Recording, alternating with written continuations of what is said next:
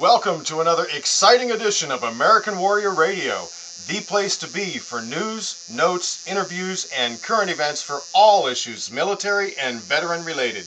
If you or someone you know has ever worn the uniform of the U.S. Army, Navy, Air Force, Marines, Coast Guard, or National Guard or Reserves, you've come to the right place. American Warrior Radio, right here on the Talk to Me station, AM 1300 WMEL, sponsored as always by AVET Project. Folks, this program is all about supporting our troops and their families, both past and present. So please get comfortable, grab a cup of coffee, maybe a pencil or paper, because you may want to take a note. We're always bringing you information that you can use. With that said, though, let's get this show off the ground. As you all know, my name is Garen Cohn. I'm an Air Force veteran, retired legal advocate for veterans, and founder of AVET Project, but I never fly through the airwaves alone. Good morning. I'm Glenn McGuffey, manager of your Brevard County Veteran Services team. And as always, we have an exciting show for you today. We're going to talk in a little depth about something exciting that happened right from our own shores here. That's right. And in addition to that, we're going to go through, you hadn't heard me use this word in a while, potpourri of veterans' issues and benefits, and get you some great information. So let's get that ball rolling, Garen. Let's do it. Let's begin with our bosun's call. Folks, we're very happy to have in studio with us today the commander of the U.S. Coast Guard station here at Port Canaveral, Commander B. Perry. Welcome. Thank you guys for having me. Well, we appreciate your input on a regular basis, but it's kind of cool to have you in studio with us today. And folks, if you're interested in looking at this, it is being videotaped. The entire episode's going to be up on YouTube. You can check it out. Just go to avetproject.org, lower left corner of the homepage, click on the Facebook icon. It'll lead you there, and there's other links to YouTube. We brought you in because there's been a lot of stuff happening here on our, as Glenn said, our coast right here. Give us the latest. What's some big news with the Coast Guard? Well, what seems to be happening is the increase in interdictions. We're making a really good headway in the fight against drugs. As you know, recently the Coast Guard cutter Tampa pulled into the Port Canaveral here and offloaded about $55 million worth of cocaine. Whoa! Don't give your address away. That's right. It seems with the help of the Hitron, which is right here out of St. Augustine, it's called the Helicopter Interdiction Tactical Squadron. And if you've seen that on Coast Guard Florida, on the Weather Channel, you might have seen some of it. They use a 50 cal Barrett sniper rifle out of the helicopter, and it's really helping us with our fight on the war on drugs.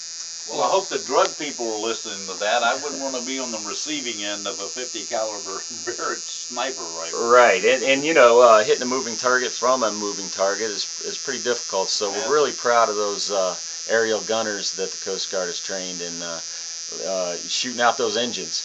You know, that's what they do, is shoot out the engines. Wow. So we're talking about literally Coast Guard snipers. These guys and gals are specifically trained for that. Yes, sir. Trained for the aerial gunner position, which also not only works in the realm of the drug interdiction, but it also can be used for protection in a ports and waterway security mission. We have developed an airborne use of force policy, which helps us with these missions. So if somebody, some foreign ship was coming towards our shore, and they clearly had, you know, something bad on their minds. Right, we could, if we had that helicopter in the area, yes. Yeah, what kind of reaction time, though? You said it's based up north in Jacksonville? Right, what they do is they deploy on ships.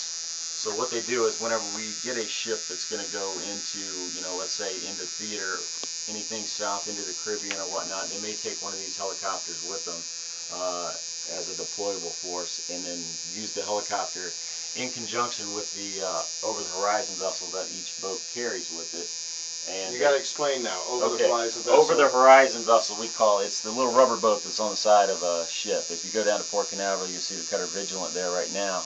They have a couple of vessels that hang on the side, which we can lower off, and that fills with boarding teams or law enforcement crews, and they go hunting. They go over the horizon, away from the mothership, and hunt. is basically what it is. And they got guns on those too? They got guns on those too. Of course. That's right. I wouldn't do it without one.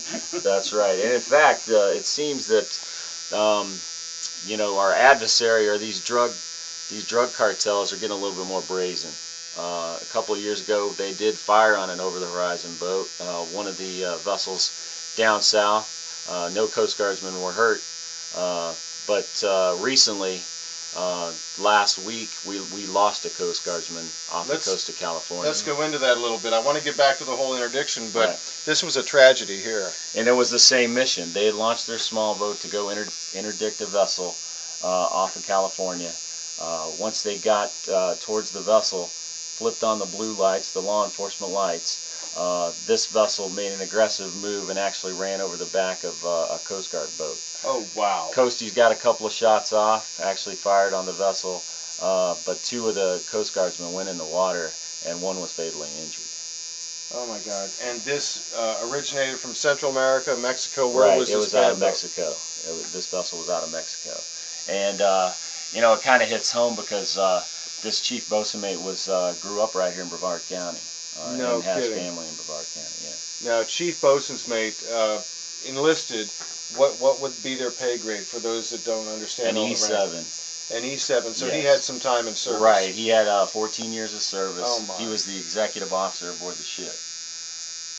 He actually, in a heroic... Out there fighting the good fight from the Right. front lines. Right, like from a the true front leader. lines, and he actually saved one of his crew members in the incident. Pulled a crew member to safety, sacrificing himself.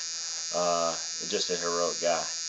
Well, and I know it hit you hard and all the other coasties because this hasn't happened in quite some time, right? Right. In the law enforcement capacity, we think this is the first death due to a hostile act towards a law enforcement officer in the Coast Guard. Oh my! So and we got some history here in the Coast Guard. Right. We've lost folks in wartime and in training missions, but in the actual law enforcement interdiction mission, this is the first time due to a hostile act. And you mentioned he was from this area. Right. He had roots here. Right. Right. He has family in the area still today. I had to go make the notifications to the family that Sunday morning when we got the call, and because they were local and you're the commander here. Yes, sir. Getting that call is something you never want to get. But I was honored to meet his family, honored to meet those folks, and it really hits home because, like I said, we are sending these rubber boats out there. We don't have they don't have Kevlar against attack or anything like that. So we are kind of vulnerable. We're well trained. I just left the Special Missions Training Center that taught this mission of how to interdict these vessels.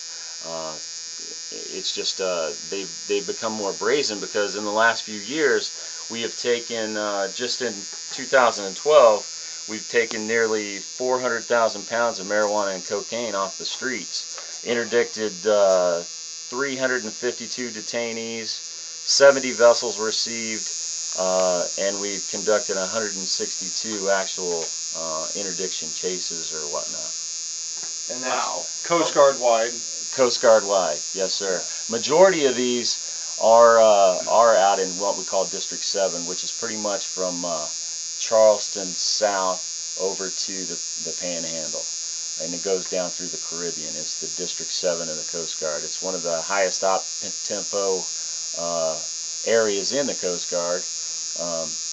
But here's an interesting part. When we have these vessels such as the Tampa, who made the huge bust that pull in here, right. I want to say they're out of Portsmouth, Virginia, if I remember right. When they come into theater and come down here, the Coast Guard works them up and does workups. So what they do is they go out, they lower that over-the-horizon boat on the side, and walk through with a towed target boat and these folks working on, okay, you guys are coming from the north, you don't really do this a lot, we're going to make sure you're on board with the use of force policy and how we're going to fire and how the steps we're going to take. They really got it down to a science because this is, you're dealing with foreign countries. So you don't just go out and start shooting out the engines. There's a process, right? There's a process to go through, making calls all the way up to the district level for the admiral to give permission for us to take action against this boat.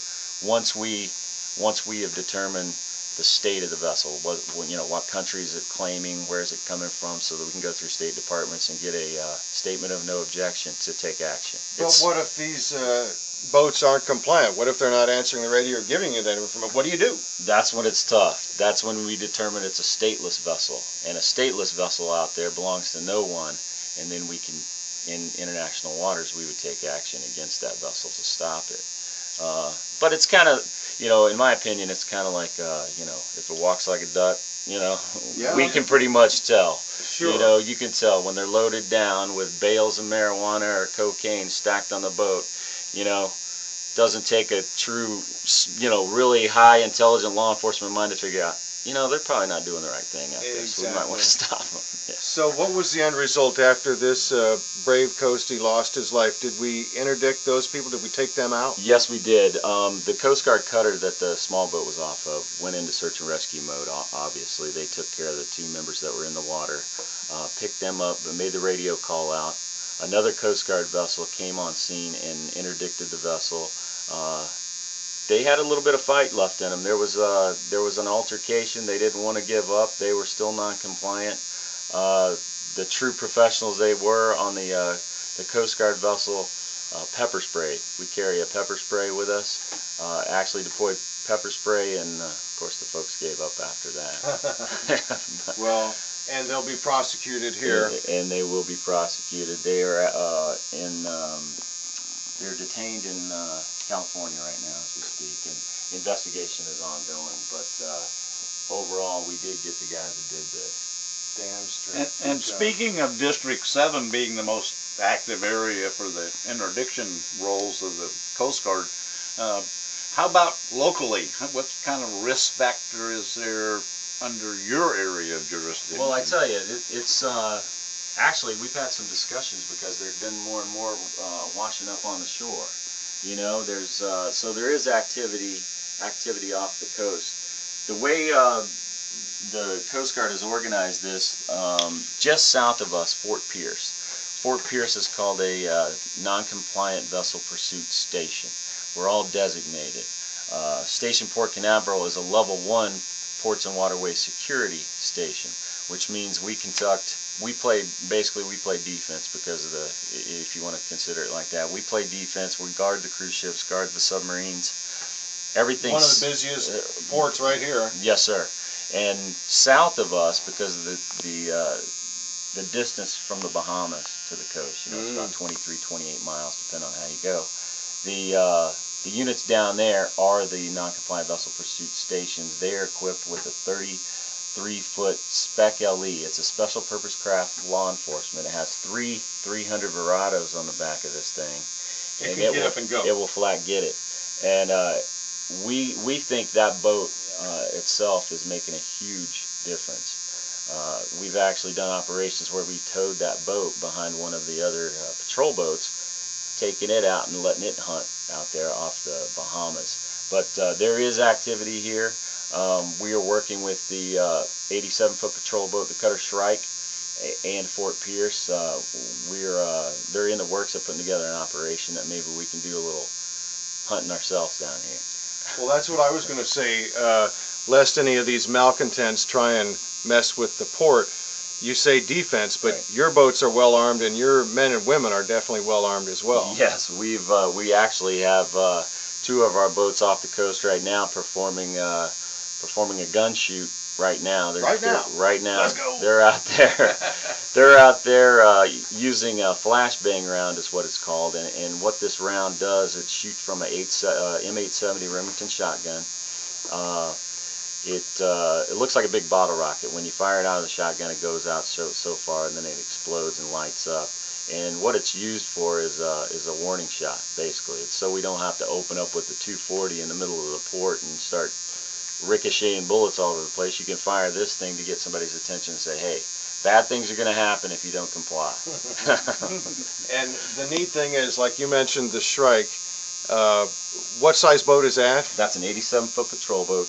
It's the same. And it has those over the horizon. It's got a vessel that drives up in the back of it. There's a stern launching system out of that, so it slides out the back, raise up a door, and the boat slides out of the back. This is exactly the same kind of vessel that the chief was on over in California. The Coast Guard cutter Halibut was the name of that cutter.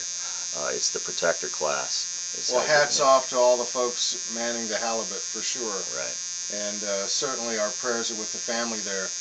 The big thing that we started to talk about, though, is this $55 million worth of coke. What exactly happens there? You said the Tampa actually did the action. They brought it into your port? Right. They bring it into the port here. It seems like it's now the port of choice to offload and prosecute in Central Florida. I do not know why, but it has changed. They're used to drop them off in Miami, all the cocaine and all the drugs processed through Miami. It seems as lately, if you watch the news, there's every other week or so we've got a cutter pulling in, and you know, there's sometimes that it's offloaded and it's not on the news. So I can tell you there's plenty of activity, huh? Right. At one time there was a claim that every Coast Guard cutter in the Caribbean had cocaine on it from a bust they'd made. Wow. Yeah, that's pretty impressive. And a lot of cocaine moving, and then the Coast Guard is definitely doing their job. Right, folks. we're trying. You know, it's just part of a greater cause. You know, we're doing that, but you start thinking, as a Homeland Security officer, that what are we missing? And that's the scary part. And you know, these guys are dedicated to what they're doing, and that's in their mind too. They're going after it, and I'm really proud to say that we're making some headway. Fantastic. You bring up a good topic, though, and that is if some of these bad guys wanted to try and breach our shores from the Atlantic. This is such a massive area, geographically speaking, and I know you guys are positioned up and down the coast. You mentioned the television show Coast Guard Florida, which is neat, but the emphasis is definitely out of St. Pete and Miami. I think they threw Marathon in there once in a while. Right. You know, this is a clarion call, everybody out there, to contact the producers and let's get some TV up here. Yeah. But the idea is it's strategic, I'm sure, the way that you're deployed. But what is your coverage area here at the port? We take care of pretty much up in Mosquito Lagoon offshore, about 50 miles or so, and then down to about Sebastian Inlet, about that area is about what. And then we the cover. Fort Pierce area would kick and then in Fort after Pierce, and then above us it's Station Mayport out of Jacksonville, and it's pretty much an overlapping. Sometimes we cover theirs if they have a boat down or whatnot, and they cover ours, and it's just an overlapping coverage. And you know, with only 38,000 members of the Coast Guard. Folks, that's way too small. Yeah. Now, right. You need more help, just like me. You know, you start putting that together and stringing it all over the world. We got patrol forces in Southwest Asia that's over there, a couple of hundred. It's the biggest Coast Guard unit outside the United States is over there patrolling. We have a few members from Port Canaveral. One is already over there, just deployed this summer. What's the asset we're protecting over there in Southeast? Oil. Okay. There's the oil platforms and all the offshore rigs that are over there that we are patrolling. And also, you know, inspecting vessels for embargoes and whatnot, and sanctions and things like that. Working hand in hand with the Navy, they're over there as well.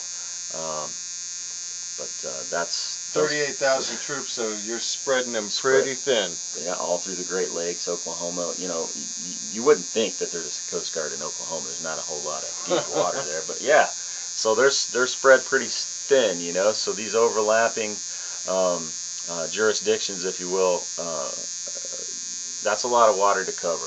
And I think it's important for folks that have watched the television show, if you paid any attention to it, if there's a call over here on the Space Coast that needs a helicopter, even the rescues and things like that, SAR, search and rescue. Search and rescue, yep. They fly that darn helicopter across the state before they even get to the mission zone. Right. We our servicing air station is in Clearwater, so you got a couple hours there. You know, by the time they spin up and get over here to assist. So we really rely on our federal and state partners that are here. You know, the Sheriff's Office, Brevard County Sheriff's Office is huge. You know, with their aircraft and their boats. Florida Fish and Wildlife, those guys out there. Which is all fine and good, and hats off to them, but for crying out loud, you guys are the specialists. You're the Coast Guard. You should have those assets. We shouldn't have to be relying. This is an editorial, folks. For all those that didn't get it. But Well, we need more resources. We don't need to be whittling it down. We need to beef it up, especially during these times. well, and then it's sad, but we've already lost one of our platforms, one of our boat platforms, a 25-foot response boat. We lost, and I hope it doesn't get any worse due to budget. It was the first time since I've been in the Coast Guard that the small boat community, meaning those small boat stations that are spread out, took a hit with our small boat platforms to reduce the number. But I'll tell you this, the mission hasn't gone down at all. Exactly. So it's difficult. Yeah, and with your low manning, we'll call it, Yeah. I presume the Coast Guard's out there recruiting for new people? Sure, but as you know, it's not as much as it used to be. I happened to be a company commander at one time when we were taking in 120, 130 per recruit company. You were teaching them. Right. I was the drill instructor. They called the Coast Guard as company commander. Well, I was a company commander for 3 years, and we were really building up the Coast Guard for these missions, and not so much now. It's a little bit difficult. Sometimes there's a waiting period of over a year for someone to join, and the quality. Wow. I tell you what, the quality we're getting though, it's crazy, and it's kind of a sign of the times. They're coming in with degrees, sometimes master degrees, coming in as an E3. Wow. And it's Coast Guard and the rest of our forces, you need to understand, and we told you this before, they represent about the top 1% of our young people, the people that are being put into the military. So, when we ask you to honor the military people, you're honoring America's best as far as I'm concerned. Yeah, for sure. And I just want to, we've got to go to break here in a moment, folks, but the idea is we've got to support our military. It's being diminished at a time when we need it more than ever. What's a website that people can learn a little bit about what's going on locally here with our Coast Guard? I tell you what, you can go to uscg.mil and go on there, the section called the Coast Guard Compass. If you want to read any of these stories about some of the stuff that's going on, it's perfect. And also we have a Coast Guard station, Port Canaveral Facebook, and we'll be posting some. Hey, I want to just say thanks to you all for presents and stuff that you guys brought out from AVET Project. It was awesome. Thank you. You bet. We've had Commander B. Perry here with the Coast Guard. Thank you so much for joining us, sir. Keep up the good work and be safe, and hats off to all y'all. Thank you. Stick with us on American Warrior Radio. We'll be right back.